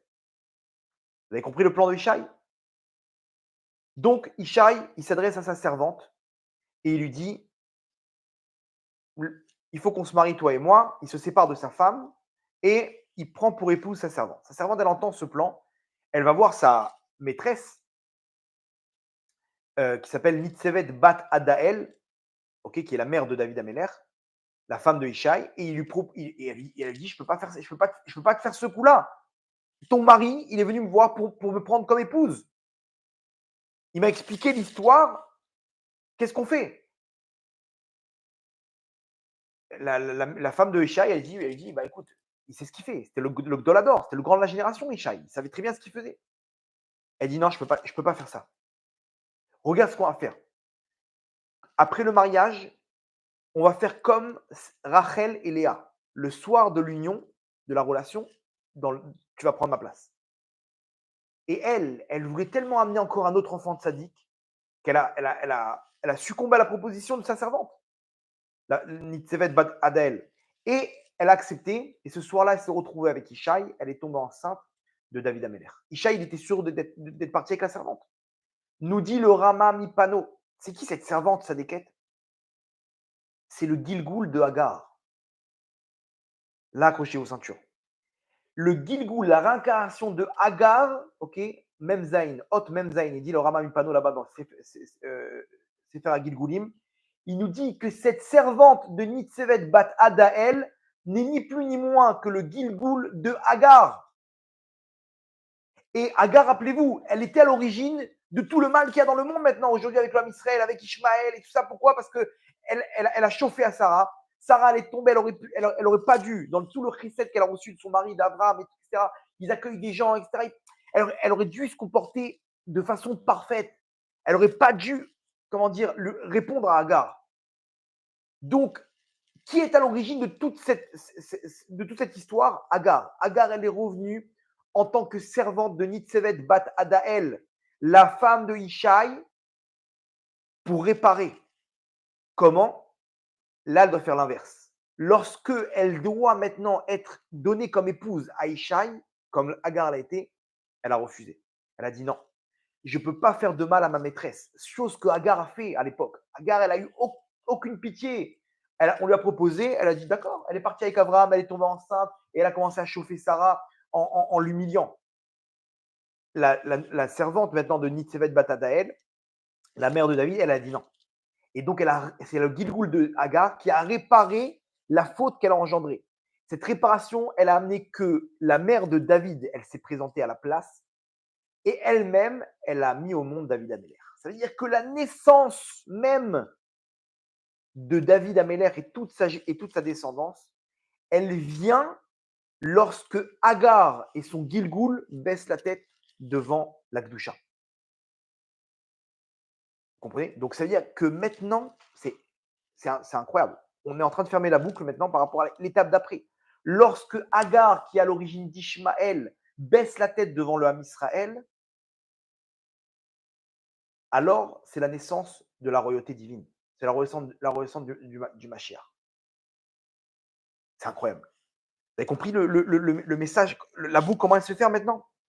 Et donc, ça rejoint ce qu'on est en train de vivre maintenant. On est en confrontation entre Israël et Ishmaël. Ishmaël, ils font du mal à Israël. Pourquoi? La source, c'est nos ancêtres, Abraham et Sarah, qui sont tombés malheureusement, comme dit Ramban, par rapport à ce qu'ils ont fait à Hagar. Hagar elle-même, quand est-ce qu'elle a réparé et quand est-ce qu'elle a compris que c'est elle qui était à l'origine de cette souffrance? Lorsqu'elle a baissé la tête devant sa maîtresse, qui est ni plus ni moins que la mère de David. De là, elle a pu se retrouver avec Ishaï et de là est née la royauté de David.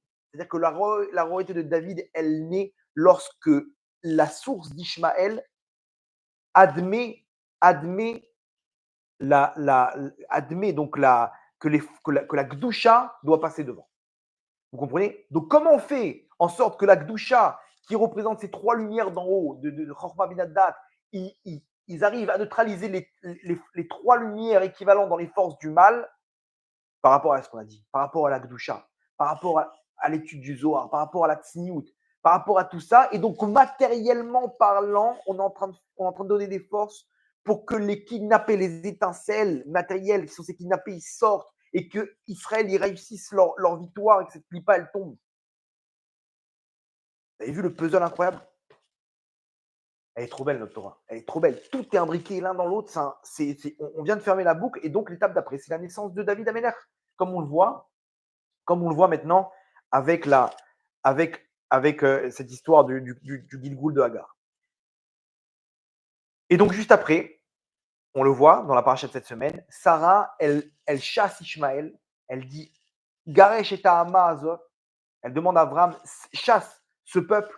Pourquoi? Parce que à ce moment-là, une fois que on a neutralisé cette force du mal, donc il y a une séparation entre la Gdusha et la Klippa. Et donc, Israël appartient à Israël, au Ham Israël. Et donc, à ce moment-là, tombe Ishmaël, et c'est le début de Ve'ele Toldat Yitzhak avec la Géoula par le Mashiach ben David. Ça, c'est la suite des événements, c'est écrit dans la Torah noir sur blanc. Vous avez vu comme c'est géant? Donc, en tout cas, je ne sais pas si vous avez bien compris tous les éléments de l'histoire, mais ce qu'il faut retenir, c'est une chose. Hachem, il nous demande une chose. Là où on se trouve maintenant, en plus de nos prières, il faut multiplier la Gdusha. La Gdusha, c'est ni plus ni moins que faire entrer Hachem en nous. Kedoshim, Tiyu, Ki Kadosh, Ani. Hachem dit soyez Kedoshim. Pourquoi? Parce que moi, je suis Kadosh. Et lorsqu'il y a des Kedoshim avec quelque chose de Kadosh, il y a une union possible. Hachem nous supplie, faites-moi entrer dans la partie. Am Israël, lorsqu'il est loin de la Gdusha, alors on est loin d'Hachem. Et la terre d'Israël, c'est la Gdusha. Regardez comment Hachem il a parlé. C'est dans cette rêve partie où là-bas, il y avait les pierres adérotes qu'Hachem il a frappé.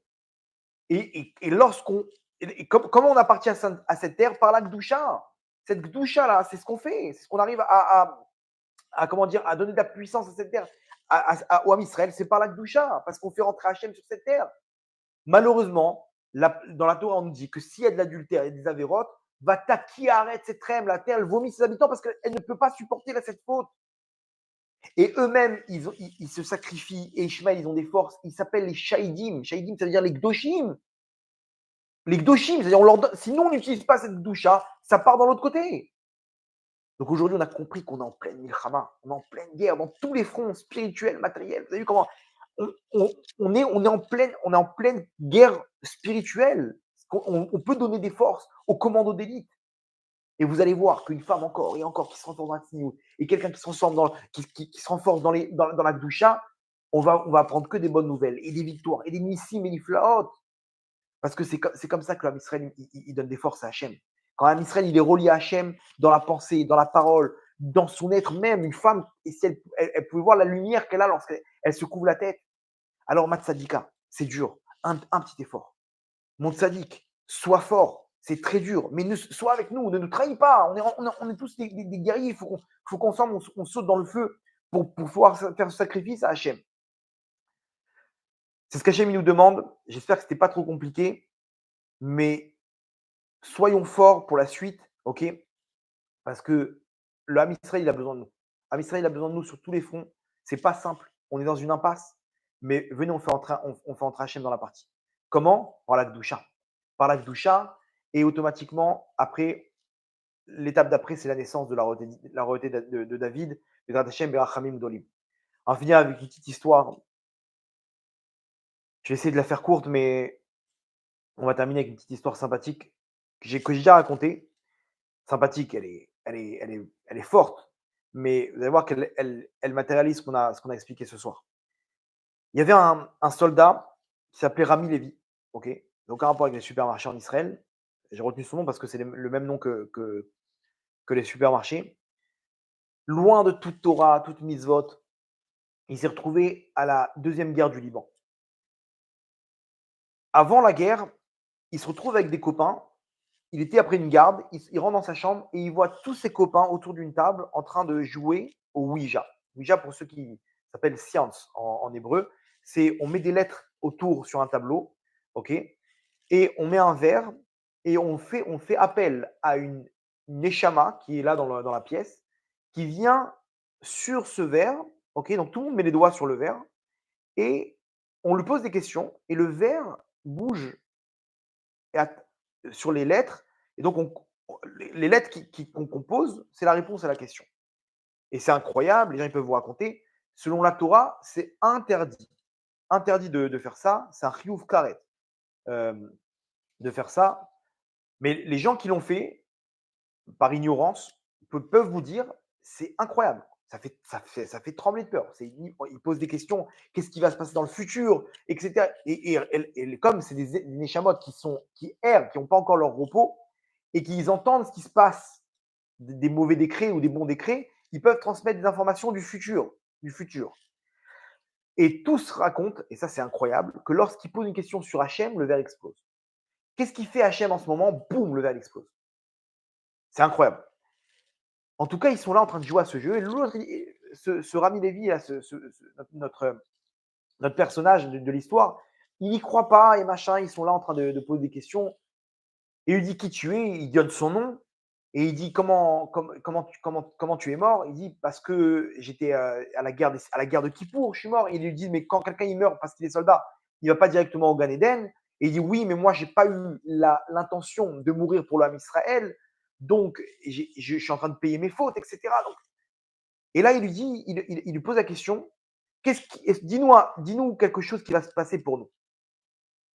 Écoutez bien, ils sont 20 dans la pièce. Il dit, dans quelques mois, il y aura une terrible guerre. C'était la deuxième guerre du Liban.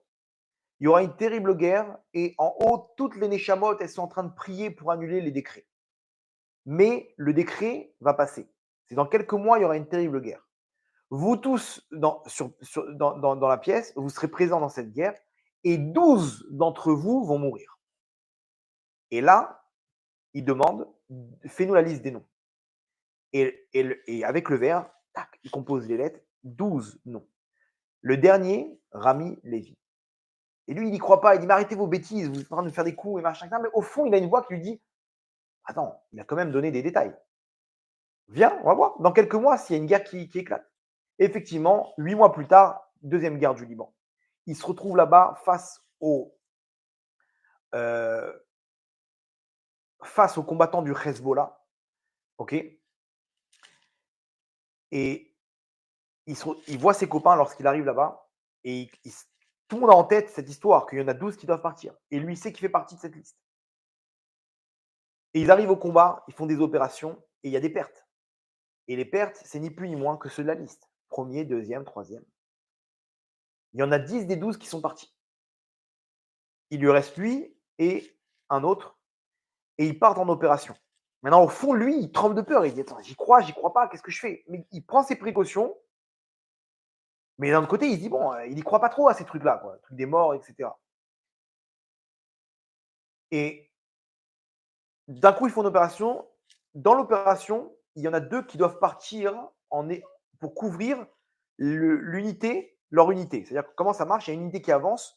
Pour qu'ils puissent avancer, il faut qu'il y en ait deux sur le côté qui inondent de balles pour que en face, les ennemis baissent la tête. Comme ça, les autres, ils peuvent avancer. Ok? Une fois qu'ils ont avancé, eux-mêmes, ils tirent et les autres, ils peuvent avancer. Et c'est comme ça. C'est une stratégie pour avancer. Le, le capitaine de l'unité, il désigne deux qui vont jouer ce rôle-là d'éclaireurs et qui vont couvrir les autres soldats. Et il dit à Rami Lévi et le deuxième qui doit mourir, vous deux, avancez. Ils se regardent les deux et ils disent c'est bizarre que tous les deux on est là-bas. C'est-à-dire qu'il se peut qu'on va tomber dans un guet-apens, on va se faire tuer tous les deux. Bon, ils sont en pleine guerre, ils ont ça dans un coin de leur tête, mais ils avancent. Et ils partent. Ils partent en éclaireur les deux, pendant que les autres ils tirent. Eux, ils peuvent avancer. Ils avancent, et d'un coup, ils voient son copain prendre une balle, boum, tac. Oh. Son copain, il est à côté, il a pris une balle, il se dit, il doit sûrement être mort. Il prend la radio, il dit, venez nous chercher. Il a le truc, il y en a un qui a pris une balle. Vous êtes où? Donnez-nous votre position, machin, etc. Et il entend des gens avancer. Il dit, waouh, j'ai été repéré. Ils sont en train d'arriver vers moi, ils vont m'attraper. Maintenant, à mon avis, imaginez, on est dans le sud du Liban, ils connaissent la forêt comme leur poche. Il entend des bruits, il est en train de parler à la radio, il dit je ne peux plus parler, je vous laisse. Il éteint la radio. Il essaye de s'échapper et il voit une petite cabane sur le côté. Il rentre dans la cabane pour se cacher. Malheureusement, mauvaise pioche. Juste au-dessus de lui, il y avait un terroriste du Hezbollah qui était caché. Lui, il rentre dans la cabane et le terroriste au-dessus, il voit une embellie. Il voit un soldat israélien tout seul, en dessous. Il sort son couteau, il lui saute, bam, il lui met il a essayé de le planter dans le cou, le couteau. Malheureusement, il le rate, heureusement pour notre soldat, et il lui touche l'épaule. Il tombe par terre, c'est du corps à corps. Du corps à corps, et il se retrouve nez à nez face à lui. Le terroriste, il est au-dessus de lui, et avec le couteau, et il va pour lui planter le couteau sur le visage, et il lui attrape la main. Maintenant, rappelez-vous qu'il est blessé à l'épaule, il a une main qui est faible. Il perd du sang, et il voit le couteau avancer tout doucement et il sait qu'il lui reste quelques secondes avant de mourir. Au fond de sa tête, bien entendu, il croit à tous ces trucs-là, il savait qu'il devait mourir et il voit sa vie défiler devant lui. Il voit sa vie défiler devant lui et à un moment, il voit un épisode de quand il était petit. Il était à l'école et là-bas, la prof, elle a raconté l'histoire de Shimshon à Gibor. Que Shimshon, il a marqué que il se remplissait d'un esprit divin, il avait une force au-dessus de la nature. Il se rappelle de cette image et d'un coup, il s'adresse dans sa pensée à Hachem. Il dit Hachem, sauve-moi, donne-moi des forces comme tu as donné à Shimshon et sauve-moi et je te promets de faire tout pour te connaître. Il raconte, écoutez bien, il raconte qu'il sent en lui une force surnaturelle.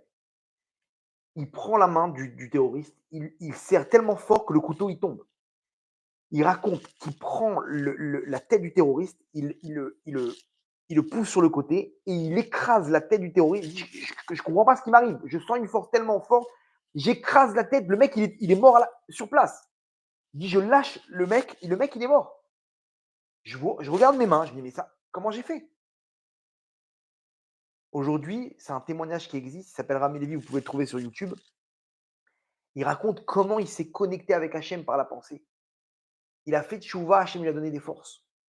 Bien entendu, il est sorti vivant et il est rentré directement dans une yeshiva. Il a dit Hachem, maintenant, comme je t'ai promis, je veux te connaître. Aujourd'hui, il s'appelle Rav Rami Levi. Vous pouvez le voir changer de A à Z. Il raconte son histoire, une histoire incroyable. Aujourd'hui, on est face à ces mêmes terroristes, ces mêmes monstres. Lui, rien que dans la pensée, il s'est connecté avec Hachem.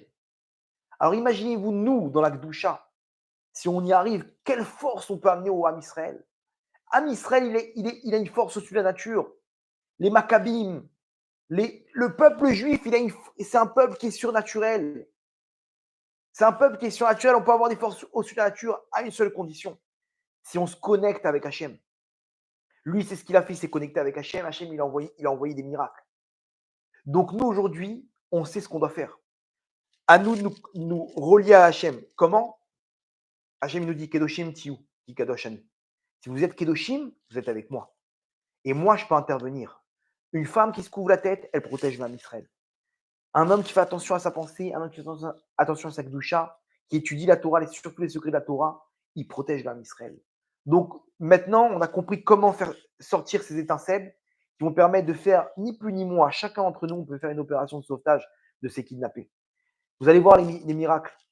Il n'y en a pas pour longtemps. On est en plein accouchement. Les gens, ils vont danser. On a eu un avant-goût de ce qui va se passer pour la Géoula lorsque cette kidnappée a été libérée. Les gens, ils dansaient dans la rue. Ils dansaient dans la rue. Bientôt, on va libérer la Neshama du Mashiach. Bientôt, on va libérer ces étincelles. Et à ce moment-là, tout l'homme Israël, il va danser Bezrat Hashem, ensemble, dans la Géoula, Berachamim, Dolim, Baruch Adonai Leolam. Amen et Amen.